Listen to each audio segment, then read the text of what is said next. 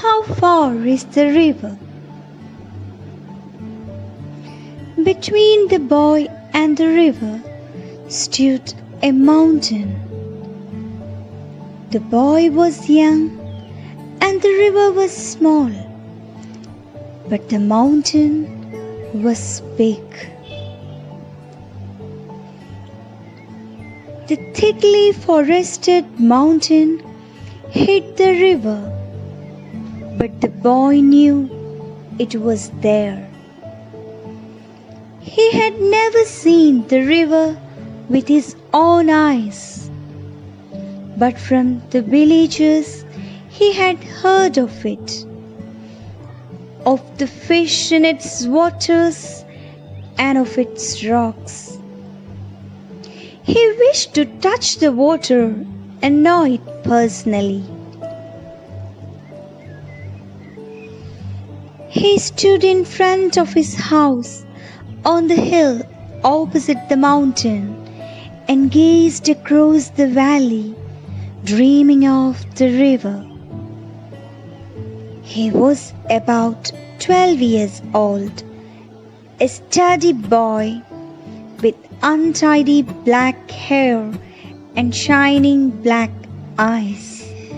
He had fine features and a clear brown skin, but his hands and feet were rough and scratched.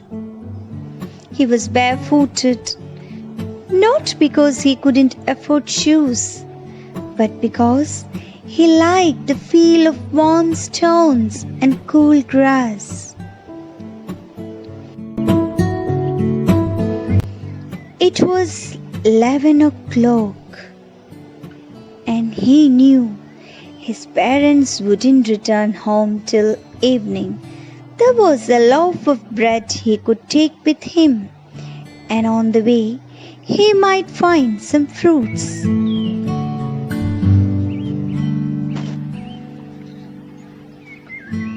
Here was the opportunity he had waited for. His mother and father had gone to visit relatives for the entire day and had left him on his own. If he came home before dark, before they returned, they wouldn't know where he had been. He went into the house and wrapped the loaf in a newspaper. Then he closed all the doors and windows. The path to the river dropped steeply into the valley, then rose and went round the big mountain. It was frequently used by the villagers, the woodcutters, milkmen, and mule drivers. But there were no villagers beyond the mountain or near the river. The boy passed a woodcutter and asked him how far it was to the river. The woodcutter was a short but powerful man with a creased and withered face and muscles that stood out in hard, ugly lumps. 7 miles, he said, which was fairly accurate. Why do you want to know? I'm going to the river, said the boy. Alone?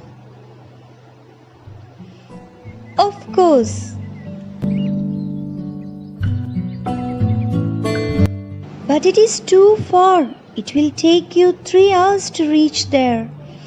And then you have to come back. It will be getting dark. Besides, it is not an easy road. But I am a good walker, said the boy, though he had never walked further than the mile from his house to his school. The path was steep, and the boy had to run most of the time. It was a dizzy, winding path, and he slipped once or twice. The hill was covered with lush green ferns. The trees were wound in creepers.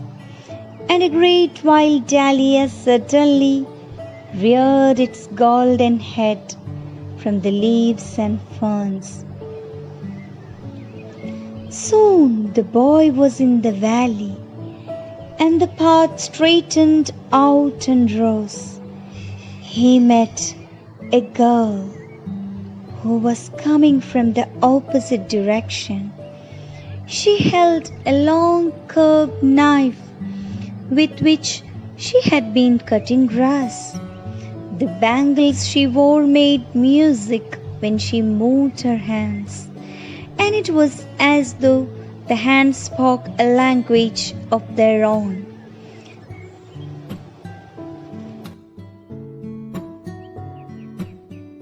"How far is it to the river?" asked the boy. The girl had obviously never been to the river, or she may have been thinking of another one, because she said 20 miles without any hesitation. The boy laughed and ran down the path. A parrot suddenly screeched, flew low over his head, a flash of red and green. The bird disappeared amongst the trees.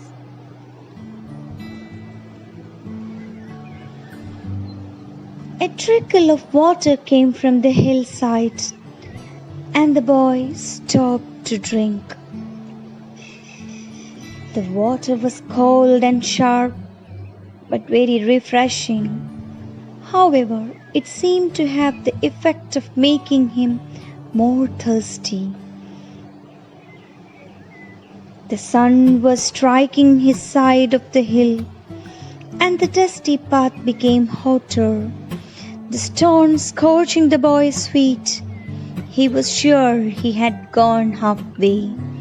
He had walked for over an hour. Presently, he saw another boy ahead of him, driving a few gourds down the path.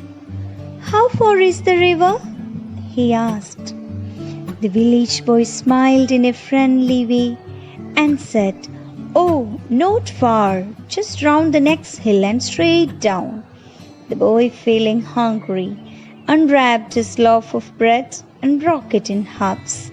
Offering one portion to the village boy, they sat on the hillside and ate in silence.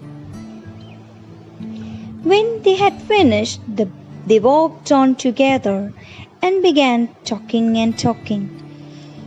The boy did not notice the smarting of his feet and the heat of the sun, and the distance he had covered, and the distance he had yet to cover. But after some time, his companion had to diverge along another path, and the boy was once more on his own.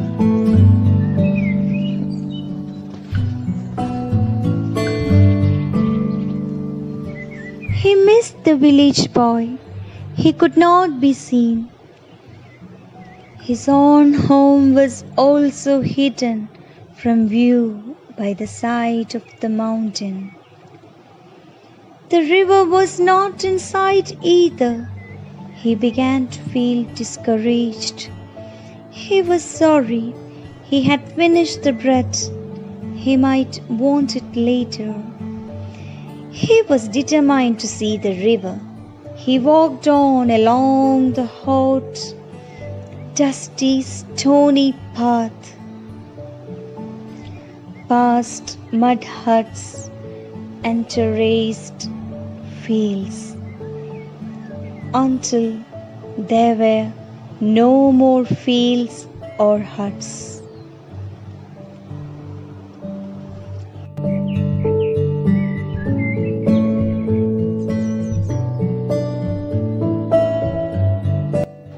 Only forest and sun and loneliness.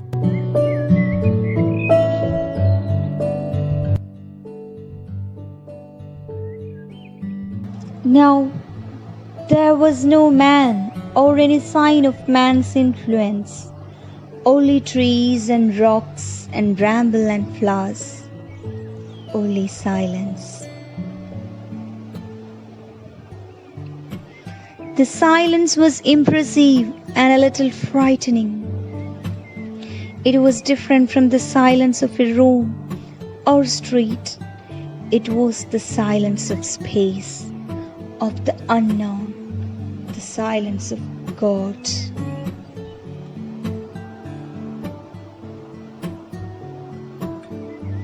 Then, as the boy rounded a sharp bend, the silence broke into sound.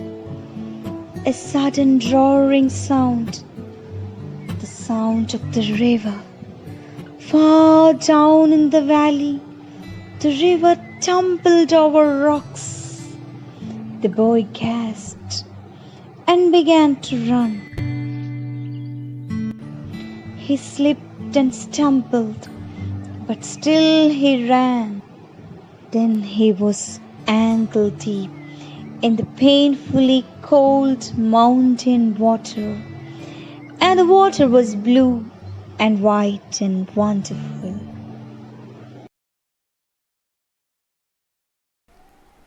Hope you enjoyed the video. Hope you have understood the story. And now, here goes your next activity. My dear children, you have to read the lesson, read the lesson, read the lesson. You have to read the lesson thrice. And then underline the difficult words and write down all these difficult words in your notebook, giving the heading new words. And you have to refer the glossary of your textbook or dictionary and find out its English meaning and write it down in your notebook. That is your next activity. You have two assignments. One is to read the lesson and post your audio in group, and the second one, find out all the difficult words and find out its meanings in English. Refer glossary or your dictionary and find out and write it down in your notebook and post these pics in our class group. Okay, thank you. Bye bye. Have a nice day ahead.